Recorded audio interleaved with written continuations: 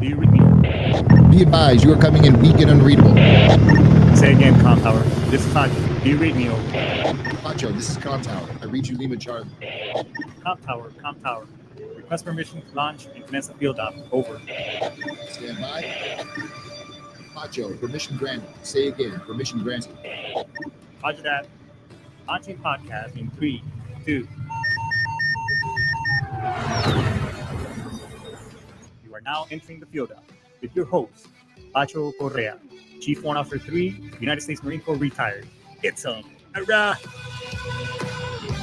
Get some. Hurrah! What's crack-a-lacking there, interwebs?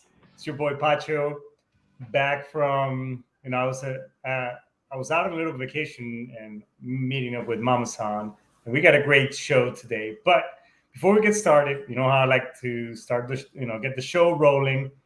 And hey, this show is all about, basically the Constitution, our rights as Americans, First Amendment, freedom of speech, as well as Second Amendment, the right to bear arms, and all the other, parts of it. So what am I saying or rambling on about is that, hey, if you don't like this show, you have the right to move on onto something else, perhaps something that may tickle your fancy, because we are going to talk about tickling stuff today on our show. Something that may tickle your fancy, and on Sitch Radio. So you may want to check them out. They have a plethora of stuff on there, and that may suit your needs and your intellectual needs. Perhaps may I recommend Feed Drops with Brian Colburn, or also Combat Vet Vision with Aaron Siebert. Anyways, and this show is also brought to you by Castle Services. Do you have a business? Do you want to protect your business, or even at your house? Well, Castle Services has an array of services for residential and commercial, but one of my favorites is their home security and smart home package.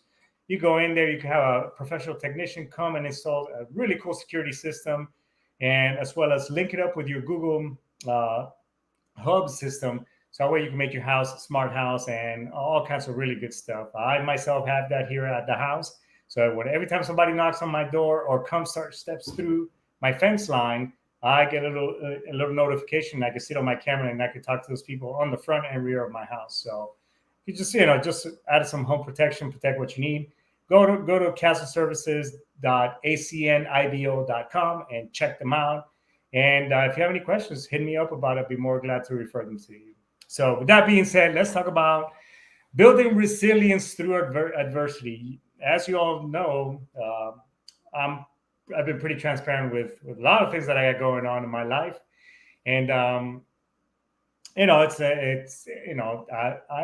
going through some times of hardship, and it's just like anything, I may be here in front of you, maybe two people that are my constant show watchers, but But there are things that have been I've been going through lately, as I'm sure that everybody else does. And look, the bottom line is, how do you tackle on a problem?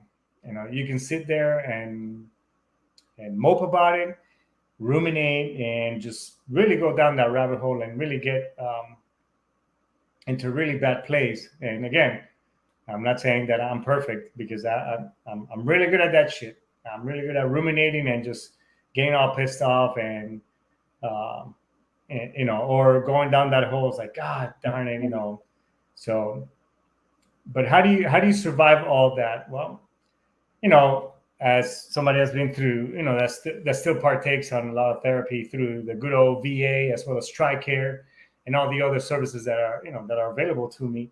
I try.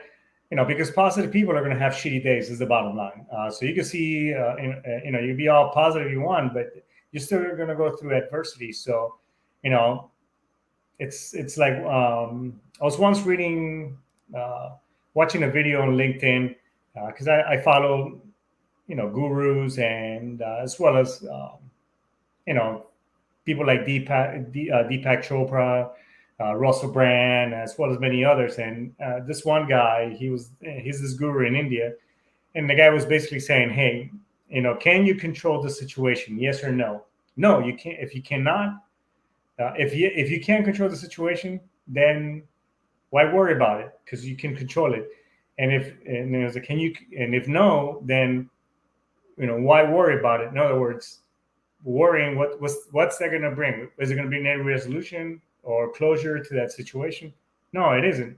So you're basically wasting energy that you could be possibly utilizing on anything else. Because just like and as you've all heard me talk about Dr. Joe Dispenza before, is where your attention where your attention goes, that's where your energy goes. So if you go into this bad situation and you start basically going down that rabbit hole, among other things, that's where your energy is going to go. So it's just in the end, it's not going to play out that well for you, or and you're still not going to have any resolution. Doesn't mean that you can't work towards resolving the matter, or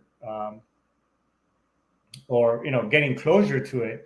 But the bottom line is that throwing all the other stuff that goes with it, or the kitchen sink at the situation, as far as like your emotional piece, it's eventually it's going to get resolved in time. And now as I've over the years, every situation is temporary. Everything will pass, whether it's monetary,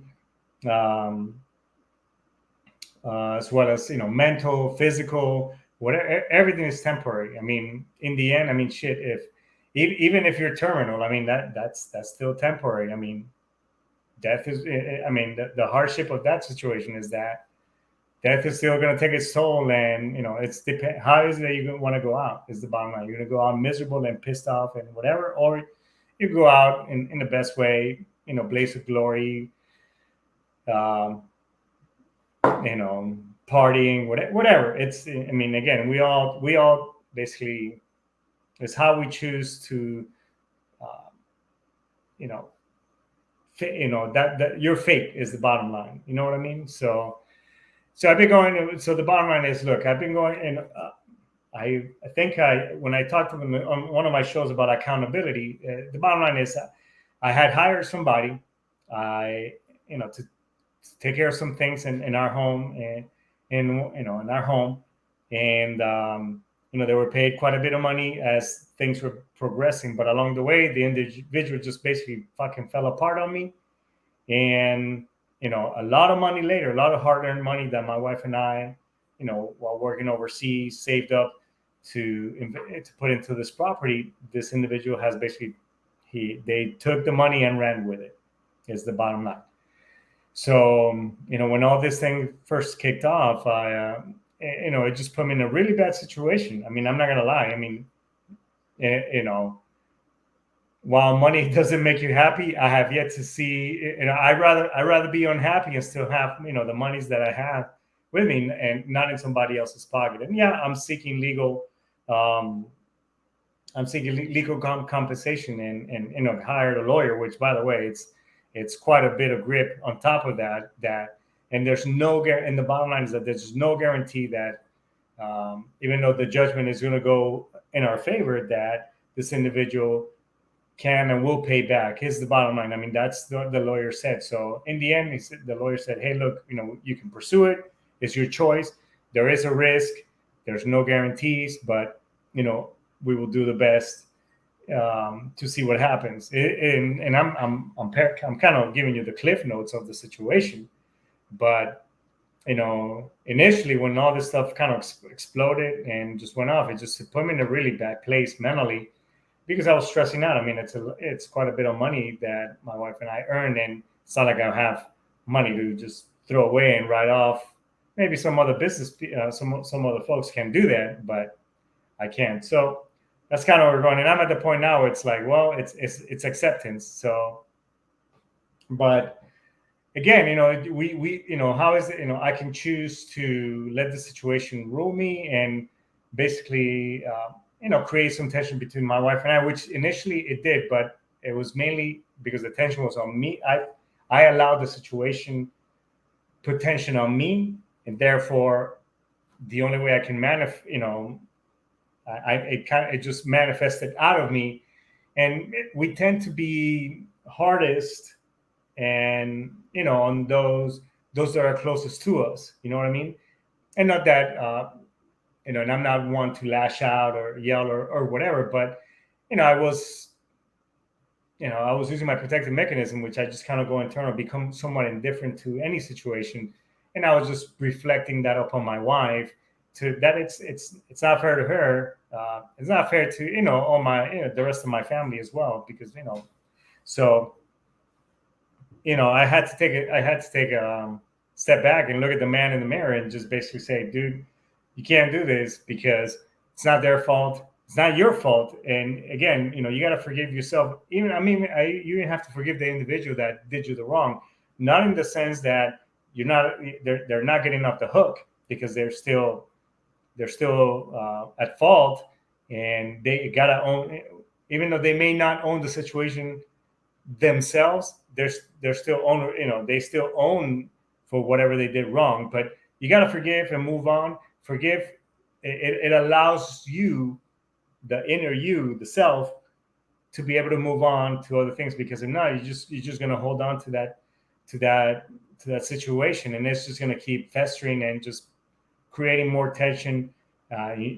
You're allowed it to create more tension within you, and again, it just reflects upon others, and even at work and stuff. So hell, I'll even say that I'm pretty sure that you can notice it if you listen to some of my podcasts all the way to maybe May. You may be able to see sometimes where I was in an okay spot briefly, and then some podcasts I know it may reflect, as to that the situation was kind of getting beyond me. So in all honesty, I'm at the point right now where what, I can't keep doing this, because it's not healthy. So I just got to be able to move on and let the process, and hopefully as I'm going through the legal process, that there's some accountability, and that this person that I will be able to recuperate some of the stuff and the losses and damages that we're going through. So that's pretty much it. And because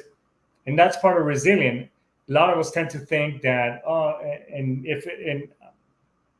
I'm pretty confident, because of the things that I've learned now. And again, it's really hard sometimes to step back and look at the bigger picture. But adversity builds resilience, and tough times. I was watching this thing. I try not to be a lot on social media. Obviously, my platform and you guys right now. I it's on Facebook as well as YouTube and such. So, but I try to watch stuff or even on these platforms, things that are kind of meaningful and somewhat that you'll learn something. So I was watching on one of these platforms, and I saw this interview with the sheikh from in the Middle East. I think is the Prince of Dubai, and he said, my father rode a camel. My great grandfather rode a camel. My grandfather rode a camel. My dad rode a camel growing up. My dad rode a camel growing up, and then started riding.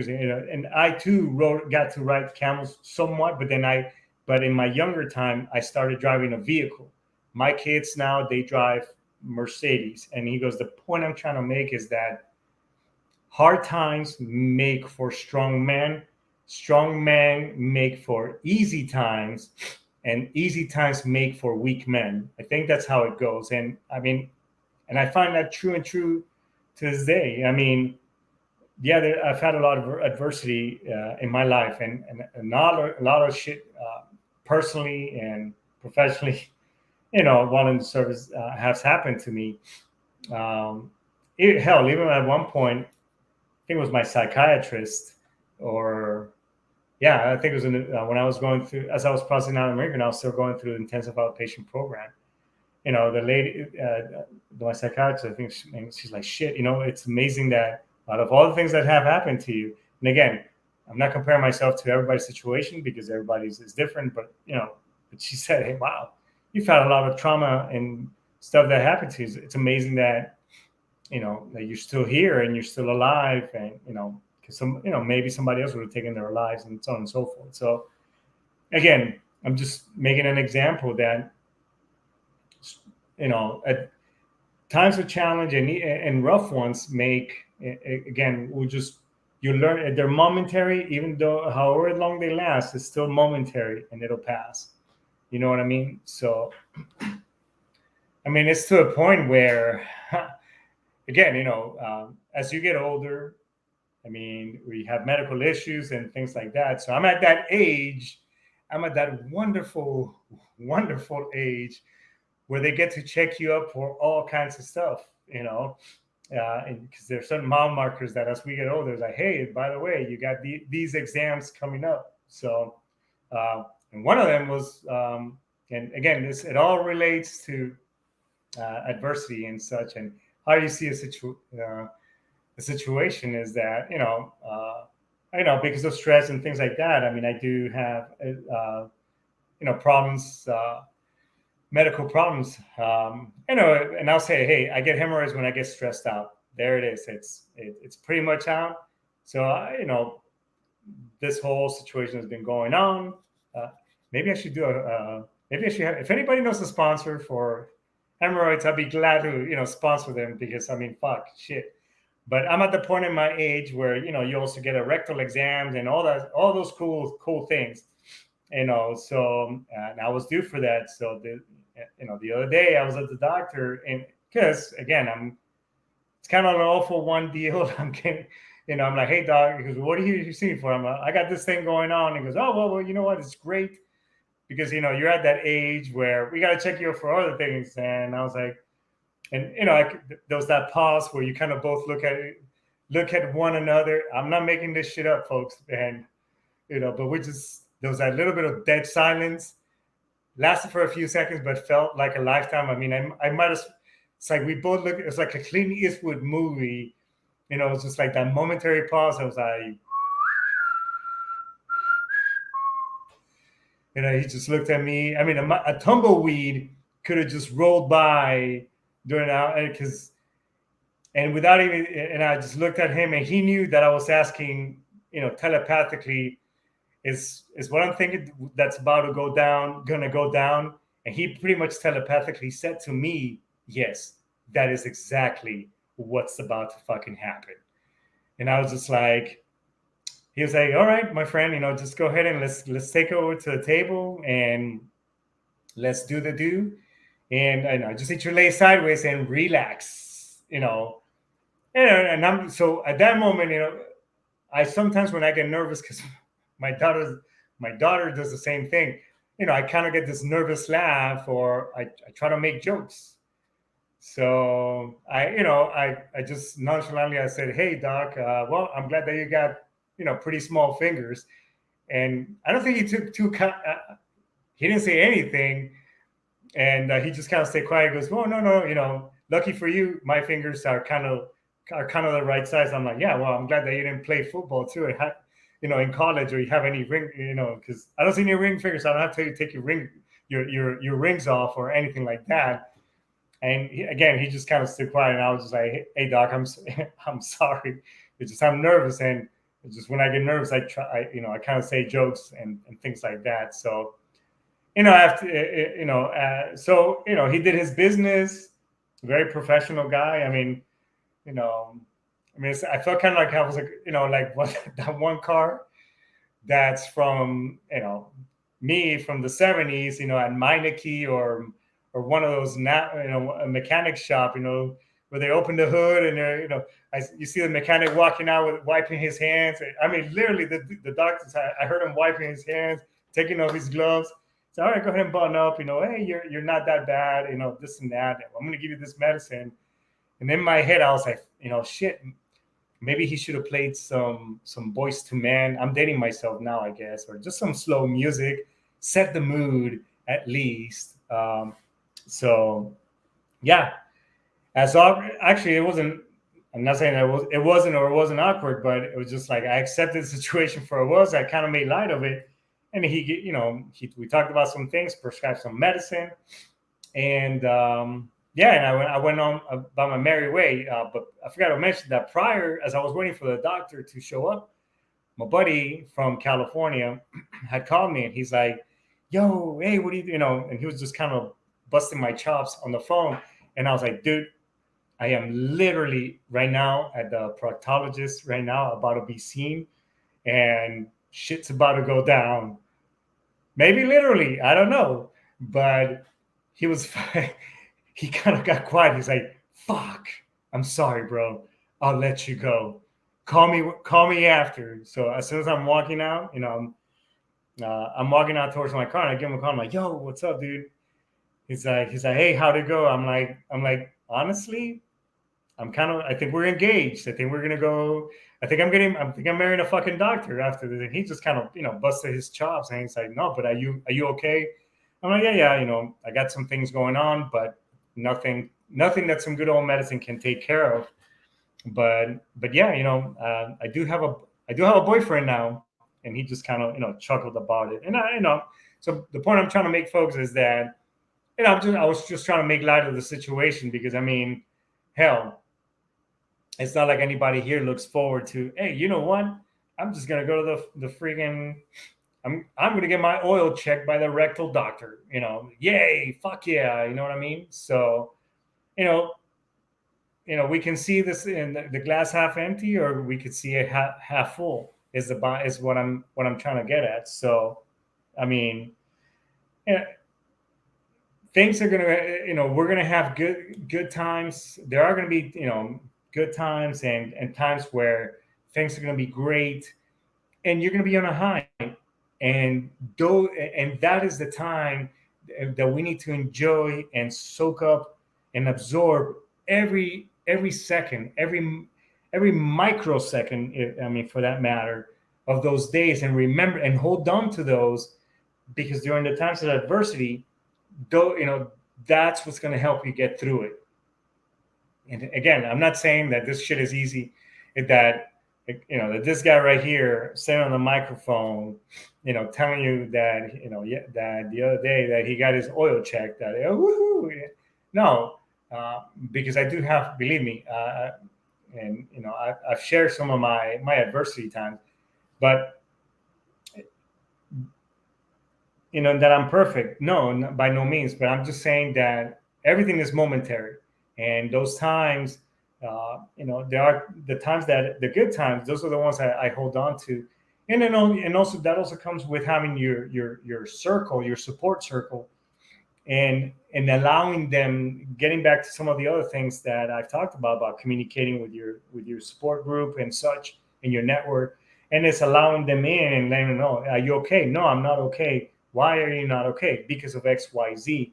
And when those people reach out, and instead of you telling them, yeah, everything was okay, and really inside you're just holding on that mask, that's smiling on the outside, but inside and on the other side, it's just like, oh shit, I'm falling apart. So it all goes, all those things go hand in hand, and allowing you support circle, and then bringing that stuff out and sharing it, because you're not giving them the burden, because the issue's still going to be there, but it's good to get it out, because those, and also you're allowing those people in, because they want to be clued in on your life and be a part of whatever it is that you got going on. And that's how you build not only resilience, but you also strengthen those bonds and those ties with your loved ones, with your family, whether it's your spouse, your boyfriend, your significant other, your kids, regardless of how they are. So, we just can't, you can't be carrying that burden and all that by yourself, because, all these things, on the positive side, when you talk about it, builds resilience, like I just mentioned, and all that good stuff. But on the negative side, holding on to those things, that's what leads us down to rabbit holes, depression, all those things. And hell, I mean, people sometimes make extreme decisions of committing suicide or attempting to commit suicide over a momentary situation that, yeah, it may last, 1 day, 2 days, a month, a week, whatever. But, it's like the saying goes, this too shall pass. It's all I'm getting at, folks. So, but, I just kind of wanted I wanted to talk about this, because again, I've, the last couple of, there's been some challenges on my side, and I was like, well, you know what? I'm going through this. I'm just kind of like, hey, you know what? It is what it is. We just have to go on. The money is gone. Can't basically hold on to it. Can't hold on to the situation because it's not, it's not going to bring it back. So I might as well just allow the legal system, and hopefully we can recoup something. But if not, fuck it. I'm still going to hold this individual accountable. I mean, that's the bottom line. So, and at least they'll know that, when it comes to this individual and his family, I mean, that, we still took him through the legal system, and at least, they'll know that, hey, at least with this one individual, maybe I'll think twice next time before I screw somebody over again. You know what I mean? So, but with that being said, I think this would be a good. I think I'm gonna end it right here. But bottom line is, hey, if you're in your late 40s and you're in that time that you may have to get checked, whether it's down there as well as other checks, and if you're a female, that, hey, your mammograms and all that stuff, get checked out, because sometimes, and I know I just made joke of my situation, but everything looked good down there and anything, because sometimes when people find out about, hey, colon cancer, especially in older male adults, it is a thing. So get your exams and get them all done. And the last thing I want to say is that, hey, if you've been struggling with PTSD, anxiety, depression, among other things, and you're in a really shitty place, don't be afraid to reach out. Reach out to me. Reach out to your network. Go on the VA website, TRICARE, but reach out to somebody. And if you have friends who you haven't checked on, do a buddy check and see, hey man, how you doing? Or hey sister, what's going on? How you been? Are you okay? Do you want to talk about things? I don't know, but we just don't want somebody to be a statistic. All right. So thanks so much, everybody. I'll see you next week. With that being said, I'm going to end this right here. Hoorah, get some, and I am out of here. Yut!